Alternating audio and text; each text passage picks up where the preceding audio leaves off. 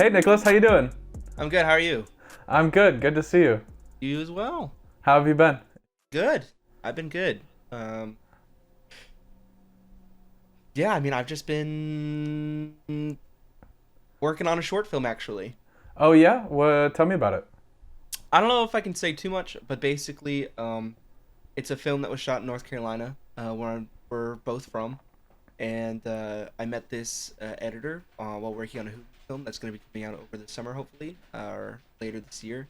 And he had a job opportunity for me to be his assistant editor.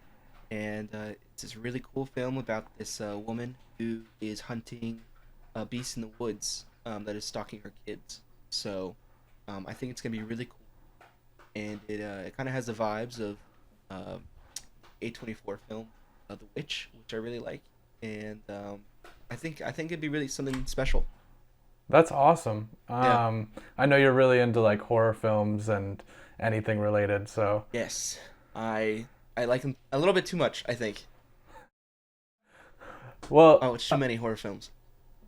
tell me about kind of your love for A24 and your favorite kind of directors, especially the up and coming ones lately that I think are going to be huge in that genre. Yeah, so I used to be like obsessed with A24 when it first came out. When they're doing stuff like Ex Machina, um, The Witch, like really special smaller films, and now they're like huge, and I think they're absolutely amazing. And I've kind of moved on to Neon a little bit. Honestly, Neon is making really good stuff. Um, but I will say like my current favorite director is Benny Villeneuve, unless that's like pronounced completely wrong. He does Blade Runner 2047, the Dune films, Prisoners, Sicario, like Arrival, like all of his stuff is so good. Um, so I would say he's currently my favorite. Yeah, his cinematography is just like next level. Oh Um, yeah, Mixture of like set building and as well as CGI that just looks flawless. Yeah, 2049 was absolutely amazing, and even the kind of canonical stuff that they've released, about stories in between that aren't necessarily feature film have been really cool. I don't know if you've had the chance to check those out, but mm-mm. uh, But what I like about him is like he turns sci-fi films and makes them feel like really grounded and real, natural. Um, and it just kind of adds this like layer of grittiness to it, which I think is really hard to do, um, without it feeling kind of like another space opera, yeah, which is really cool. yeah, absolutely. So tell everybody kind of like about um, yourself, how you kind of got into making film and what you like to do in film. Yeah, well, I mean, I can kind of give you the long answer if you want kind of like a sappy thing. But I'll make it quick and short. I want to When I was hear it. great, so when I was a kid, I was born with chronic lung disease, or a chronic lung disease, and I was not able to go outside for the first couple years of my childhood, and so I would sit and I'd watch movies all the time with my family, and I knew like right away like that's what I wanted to do. Um, I've just been obsessed with narrative storytelling, and how they're crafted, ever since I was a kid, because of that. So, but I didn't have the money for a camera, so I got into theater. That was kind of like the next best thing, and my high school had an amazing theater program that I was lucky enough to be a part of. Um, and I created a reel of my performances, and I turned it in at UNCSA, or the University of North Carolina School of the Arts. Um, and they loved it. They originally were like, by the way, we turned in your reel to the drama school, and they accepted you for an interview. Did you mean to turn that into film? I said, yes, and I'll tell you why. And I told him that the exact same reason. I was like, that was the next possible thing for me to do, like just to be a part of storytelling. Um, and they accepted me into the film school, and I learned. I first studied for the first 2 years cinematography, and I kind of learned my strengths and weaknesses with that, and I decided to switch over to editing. Um, and it's like the best decision I've ever made. I'm just absolutely in love with the post process, and I've been super grateful with the opportunities I've been given since I graduated from that program. Yeah, that's awesome. You could have had a totally different life being a famous actor. Or a broke one, but And you still can. I mean, why not? and sure, I mean down the line, if I mean I am here in LA, so there's not like I there's a short of actors here. Yeah, so you recently moved to LA. How has that been? Good. I've been here for about a month and a half, and I've really enjoyed it. I came out here working with a tech company that unfortunately had to cut our department for budget cuts because of this. The economy currently is not amazing, but I've been lucky enough to allow myself to work on short films with this newfound free time, um, and find all these new gigs, and it's opened up a lot of opportunities. So I'm still keeping myself busy, which is not not a lot of people can say right now. So I'm grateful for that. Yeah, it's really crazy how many thousands of jobs giant studios have laid off just in the last week Oh with my God, yeah. And the strike just happened. hmm It's it, crazy. it's a weird time to be in our field for many different reasons. I feel like between COVID and coming out of that, and the inflation kind of going down, and not needing as many jobs, specifically on set, and then as well as like the rise of artificial intelligence and how that affects our jobs. Mhm. The future is kind of unforeseeable, especially in just 5 years. Well, the way I see it is like we are definitely about to be in a editorial drought, I believe. With these strikes, the productions that are going to continue are those that are already written, but that doesn't mean they're going to necessarily be good, because there's no writers on set. There are no showrunners on set to keep track of their like creation. So things could get messy, and then once, depending on how long the strike is, like once that material runs out, it's like you're gonna be finding just commercial work, just very small productions. Um, like it's gonna really affect every position. Yeah. How do you think that these shows are even operating without scripties or people, making sure that the dialogue is being followed accurately and the story is being told on set? They're Like, not. They're not running. They're happening, but they're not running. I mean, granted, the um the strike has only happened for a couple days, but I think people really underestimate the importance of writers. I think a lot of people have the idea that once they write the script, like their job is done. When it's really their job to keep track everything so that it's linear, so that it makes sense. Scripts change constantly on set. Um, Scripts change in post. Like everything changes at every minute. A script is never really a locked script, um, which is unfortunate. So I think people that are like, oh well, Lord of the Rings or what's another one that's still continuing? Or I know the Avatar, The Last Airbender series, there was recent talks about that because while it may not affect the current season that was already wrote but or written, it will affect the next two seasons that they planned on writing and shooting almost back to back to keep the actors kind of a similar age and well, and same was follow. House of the Dragon too, actually. Yeah, that's right. That is another show that was affected by that. Um, I'm not sure. As much as would like it to be lock script, right? And especially as editors, it never is. But I think Yeah, it's necessary to have some of those people over the script and even small script changes during production if something doesn't translate, through the actors on screen on the day. You have to kind of have those people there to rewrite and make it better. sure, absolutely.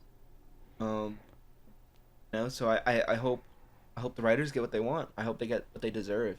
Um, yeah. So I really hope that the strike um does what it seeks out to achieve. Like this is people's livelihood. This is their jobs.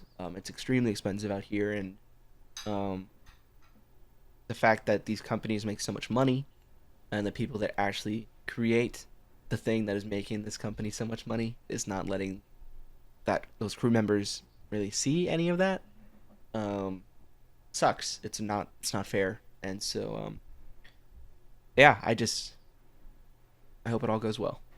Yeah, hopefully. I guess we'll see how this kind of unfolds, and maybe by the time this episode airs, something good will have come of it. But I think it's definitely going to affect a lot of things. It's crazy how, one of the biggest budgeted shows of all time cannot have writers on it. I mean, it's funny to see people joke that they thought they didn't have writers on the first season either, but Well, what show are you talking about? Oh, Lord of the Lord of the Rings. Rings, Yeah, yeah. I think I watched like the first two episodes, Hmm. and then I just never picked it back up. Yeah, I can't say I finished it either. So maybe I shouldn't judge. Yeah. But um, cool. So you met a lot of people in LA so far, and were able to work on the short film. And I know you got a few potential projects coming up. Is there anything that you're excited for or want to get into? Um, well, so my end goal, not really end goal, but a career goal of mine is to actually develop my skills so I can go into the gaming industry. That's something that I have always wanted to do. There's so much narrative work that's there that a lot of people are not paying attention to. Hmm. And that's just a field that has always like been with me. I've always loved it. Um, so what I'm doing on my free time is, I'm recording the games that I'm playing, like the narrative games, and capturing the footage. And I recommend this for a lot of people who play video games and also are in editorial but have nothing on their plate at the moment, is to like make trailers or to take the audio out and um, create your own sound design with that. I've been seeing that all over my Twitter feed. It's very inspiring. I've also teaching myself Unreal Engine. Um, like there is so much free technology and so many things that you can do with it. That just tightens up your skills, and um, that's what I'm doing on my free time. Because this short, I just wrapped up on this short, I think 2 days ago, and I'm in talks with possibly working on a feature over the summer, which I should be hearing about soon. Um, which once again, super grateful for. So I hope it all comes together. But ever since being out in LA, I have made so many connections that it's like, yes, it's expensive out here, but it is so worth it. I was lucky enough to meet Tim. Um, he is the lead editor of The Last of Us, and he recently held a meeting. Not really just a meeting. He went to a like an editors convention, Hmm. and he was with his assistant, and I got to meet so many other amazing editors. Um, and they just really talked about their journey and what they did. They did like 7 years of assistant editing work before they worked on this project. And um, I mean, when you hear these professionals like talk, it's super inspiring. So if you're thinking of moving to LA for editorial work, do it because it will happen very fast. Yeah, I think the concept of post production workers and some of that downtime between projects that happens is something that a lot of people don't realize uh, between kind of finding work Mm. and uh, and and figuring out what your next paycheck will be. How have you found that, like handling that and kind of taking a deep breath and just keep moving forward? That's a very good question. I'm still kind of figuring that out myself. There are definitely days where I wake up and it's like, okay, what am I gonna do next? But it's like, uh, it's really only happened for the past like 2 days because our department was cut, I believe, a week ago, and then a day later, I started the short film. I worked on it for about a week, and that wrapped up about 2 days ago. And so now I'm really just waiting to see if this feature is approved. This feature is going to happen. Um, so I've been updating all of my resumes. I've been job hunting. I've been looking on LinkedIn and all these other sites. Um, I've been reaching out to friends, setting up meetings. So I mean, like, you can always, always, always do something about it. It just doesn't necessarily mean you're gonna get an answer right away, which is something I need to uh, remind myself. Because things like this take time, especially when there's a recession going on, there's a writer's strike going on, there is a war going on the other side of the earth. Like, Yeah. there is so many things going on right now in the world that are keeping people from hiring. So, I think what you're touching on is super important, especially for people that are just starting out, kind of doing anything film related, is that you could be a professional that have done this for years and you'll still have downtime. You'll still have hard times where you don't have a lot of work, or you don't have a project that you're working on even for a few months at a time. And it doesn't matter how good your resume looks, that'll still happen to you. And hmm so just kind of, uh, you know, the mental, the mental upkeep of yourself, and just reaching out to who you can, and just doing what you can is really all that you can do. no, I So mean, for sure. I absolutely. And another thing that I need to keep reminding myself is, as someone that is in the creative field, um, you are never in a secure job ever, unless you are a part of a company that requires advertisement. But as I've discovered, if a company has achieved all the advertisement they need at the moment, they can let you go at any time. If they don't have a new product to advertise, if they don't have anything coming up that they need to advertise, they'll just reuse things you've already created, um, and they can just let you go. yeah, Uh, absolutely.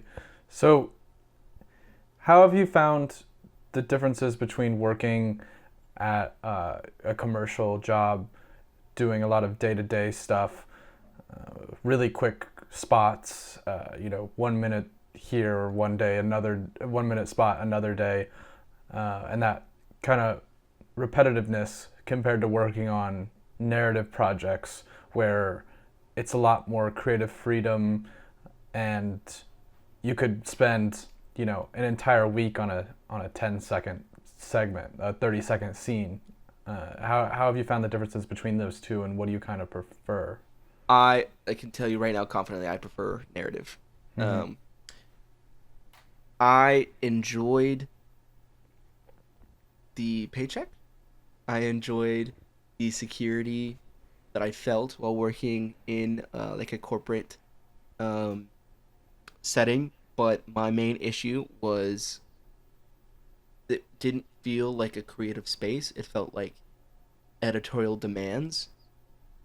Whereas when working on a narrative piece, you work with a group of people to try and achieve the best possible story and how to achieve that. So one day you can have a scene play out this one way, and then you will go to bed, and then you'll all of a sudden think of a new solution or a new way to format that entire scene and lay it out, and you can go in the next day and try it. Whereas if you're in uh, corporate, commercial, you can work on a scene, go to bed, think of a way that makes it better, that you know for a fact makes it better, and you try it, and you get yelled at because it was changed. So it's like you are stuck in this very direct way that they want their stuff, which is totally fine. There are even some directors like that. There are some creative teams that are like that. It's like they want it a specific way, as close to script as possible. It's all they want, which is fine. It's there. It's their baby. That's whatever. But that's far more rare in the narrative film world than it is in corporate, um, which took me forever to get used to because I would get like a note and I'd be pissed. I'd be like, oh, that's so stupid. That's like the dumbest. That's the dumbest decision you could have made. I'm like, what are you doing?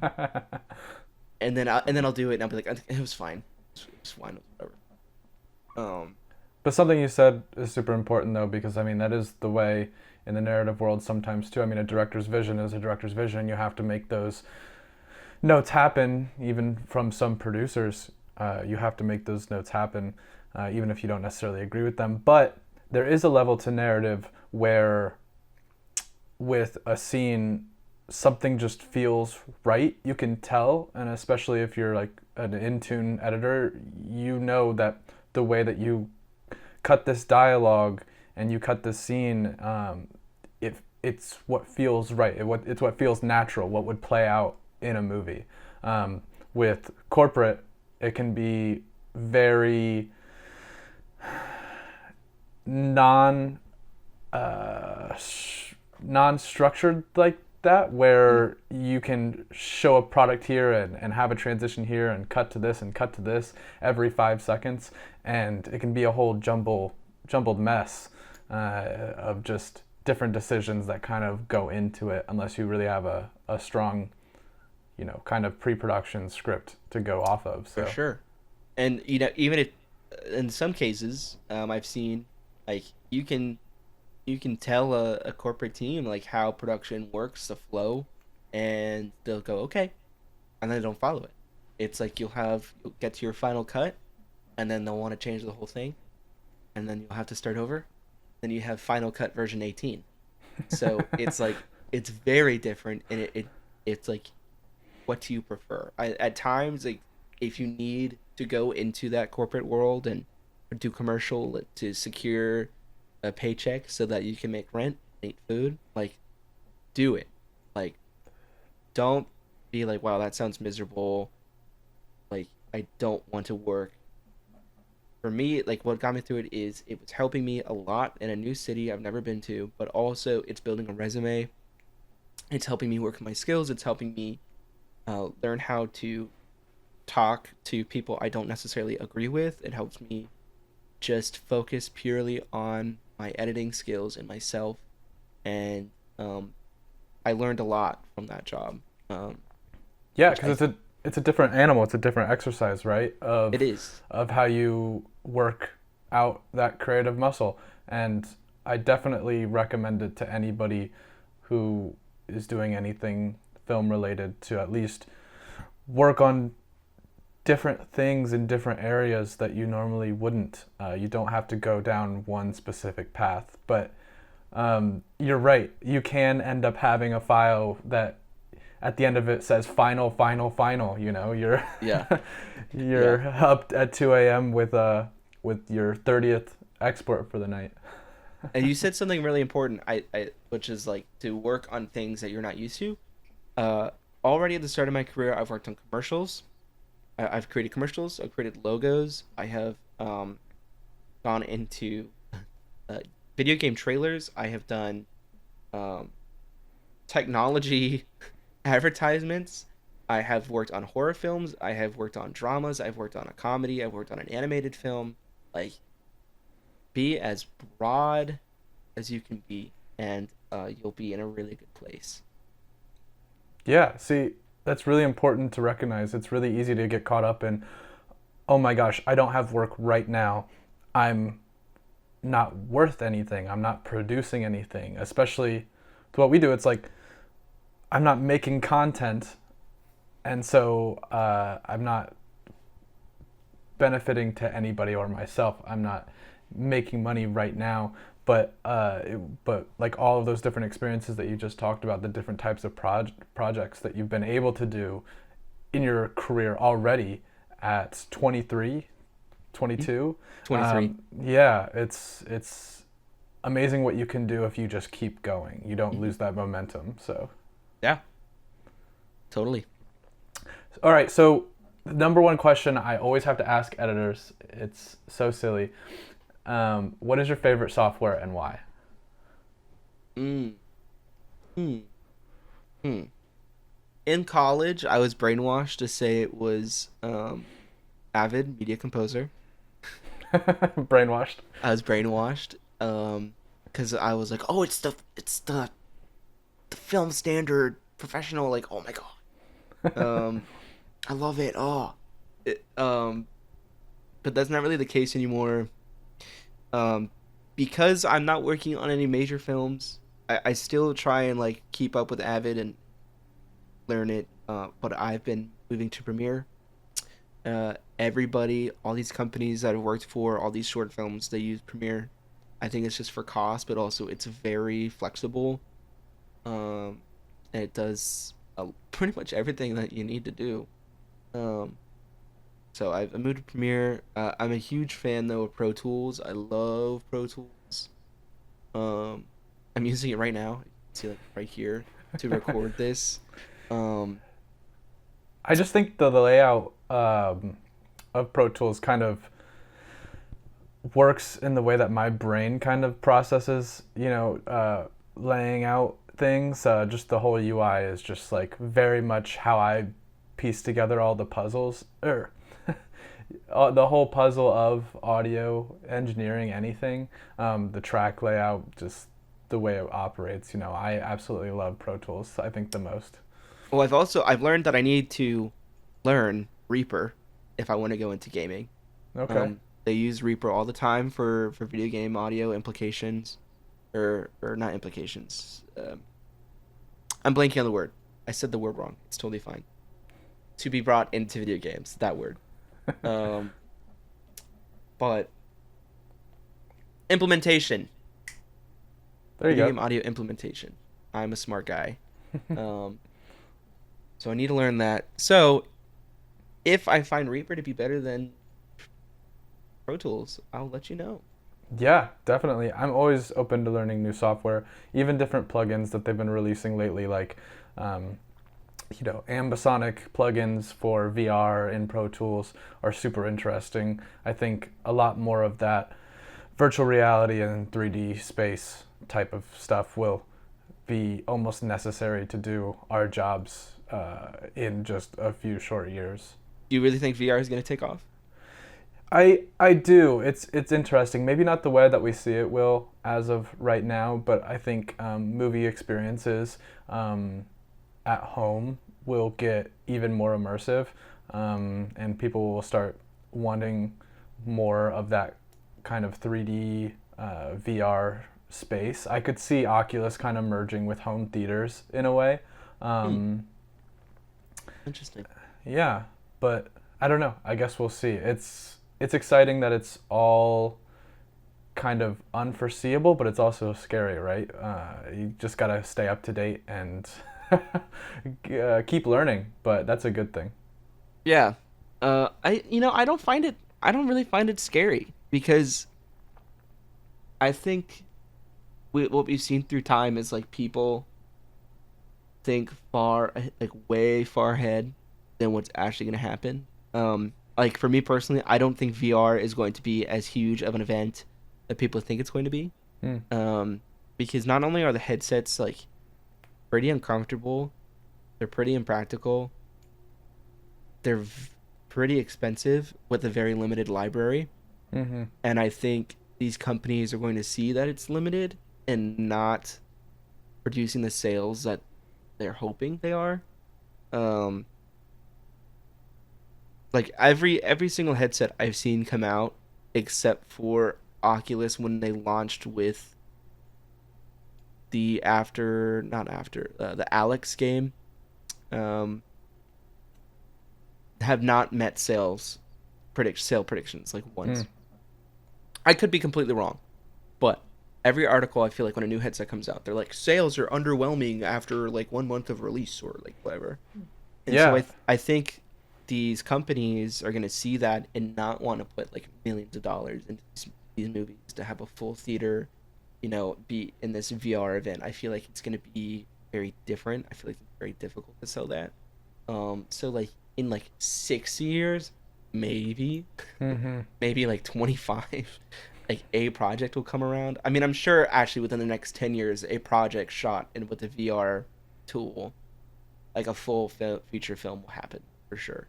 Yeah, I just think the lack of access for people is gonna make it hard to sell that. Um, sure. so I'm not worried. Also, like I know AI is a whole new subject. I don't want to even get into that.